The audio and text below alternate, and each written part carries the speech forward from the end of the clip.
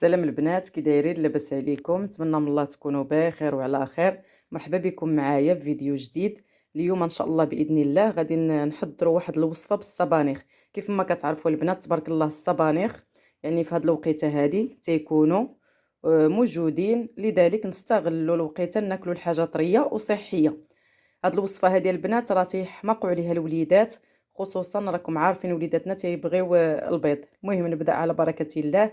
كنشكركم على الدعم ديالكم، كنشكركم على لي كومونتير.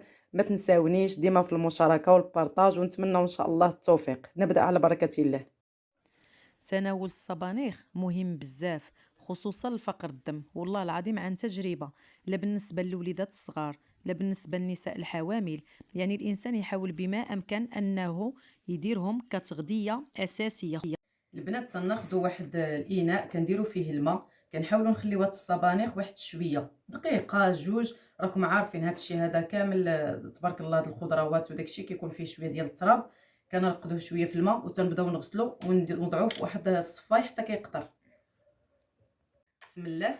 نبدا على بركه الله. بعد ما نقيت دوك الصبانيخ، لا لقيت هكا شي وحده بحال الليلاويه ولا شي حاجه بحال شكل الربيع والخس، شوفوا تبارك الله ما شاء الله على عرش كي داير. كناخذ منه غير الوريقات وكندير لهم البنات بحال شكل البقوله، كنقرضهم مزيان بحال هكذا. نتمنى البنات الوصفاتنا الاعجاب ديالكم، راه كتجي تبارك الله بنينه وكتجي لذيذه. كنقطع هاد الكميه اللي عندي، وكيف ما تنقول لكم ديما في الفيديو ديالي على حسب عدد الافراد اللي عندكم في الدار.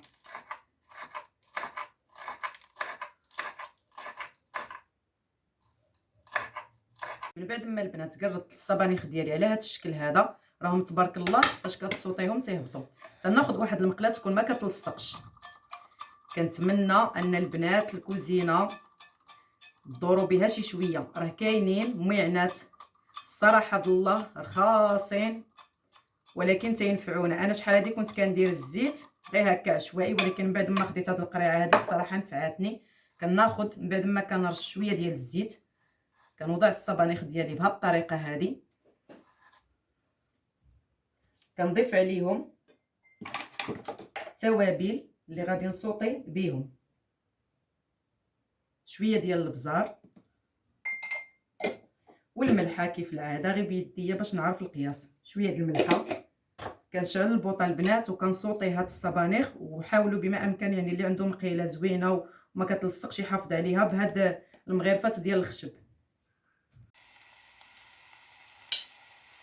البنات كندير واحد الغلاقه على ديك المقله باش دغيا كيهبطوا الصبانيخ ديالي، ومره مره كنحاول انني نحركهم حتى كنشوفهم نزلوا. البنات هانتوما الصبانيخ ديالي هنايا صوتيتهم، راه الكميه ديالهم كتنقص. شفتوا كي كيرجعوا بحال هكذا. الريحه ديالهم تبارك الله رائعه. تناخذ واحد الزليفه كندير فيها جوج بيضات بعد ما غسلتهم،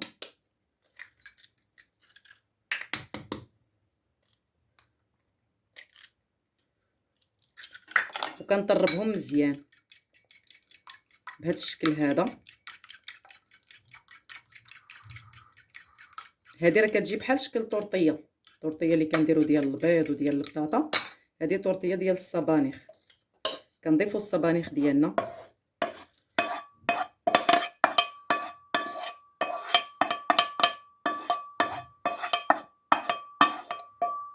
وكنحرك مزيان. كنولي نرش المقله ديالي بشويه ديال الزيت، هي راه باقا شاده زيت ولكن كنزيد غير واحد الرشيشه.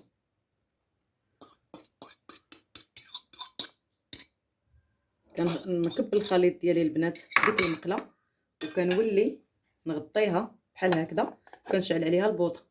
ها نتوما البنات الطورطيه ديالي كنحاول انني نقبط هكا هاد البلاط هادو ديال البلاستيك، تندير لها هكا باش ما تلصقش.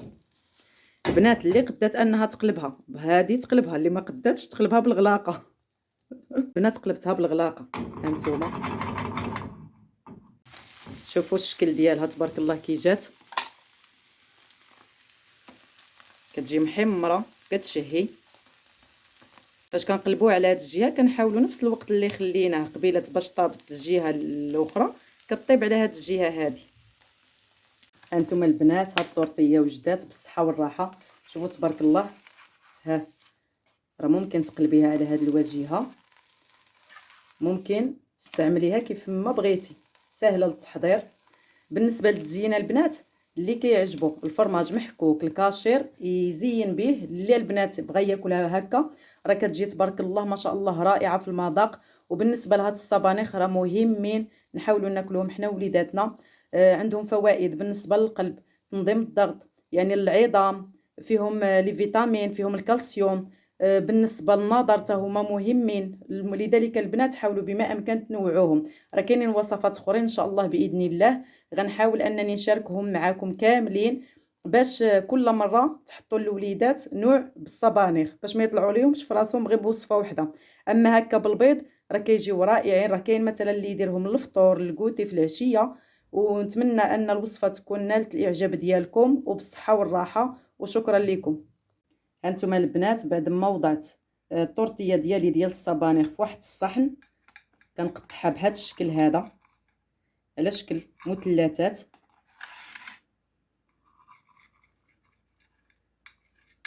هانتوما شتي تبارك الله راه كتجي رائعه. كما قلت لكم خص غير المقيله تكون ما كتلصقش. راه ممكن ديروها بحال هكذا تاكلوها بخبيز ودوزوها مع اتاي.